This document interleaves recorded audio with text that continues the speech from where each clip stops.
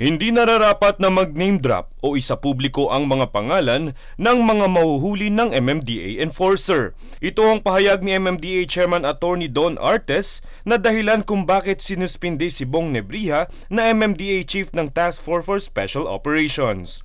Nagugat ito matapos ang insidente nitong Miyerkules ng umaga kung saan may naharang na hinihinalang government vehicle na dumaan sa EDSA busway. Ayon sa pagsasalaysay ng enforcer, ang nasabing sasakyan ay convoy ni Senator Bong Revilla. Yung pinapara niyo pong convoy kay Senator Revilla.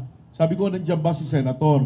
Yes sir, then let him go. Mariin namang itong tinanggi ni Senator Revilla. Ayon sa kanyang pahayag, walang katotohanan ang nasabing ulat. Kanyang depensa, hindi dumadaan ang senador sa EDSA sa Mandaluyong kapag papunta ito ng Senado at kapag papunta sa Norte. Dagdag pa ng senador, kung totoo man o hindi na sasakyan niya ito, ay dapat natikitan ito ng mga MMDA enforcer. Pasensya na po, Senator, hindi po namin intensyon yun, nasiraan ka. Just that it was your name that was mentioned, you know. Sa kasalukuyan, patuloy ang investigasyon sa nangyaring insidente, kabilang ang paghingi ng incident report ng nasabing enforcer at pagsusuri sa nasabing convoy. Francis Riudique, nag-uulat para sa One Media Network.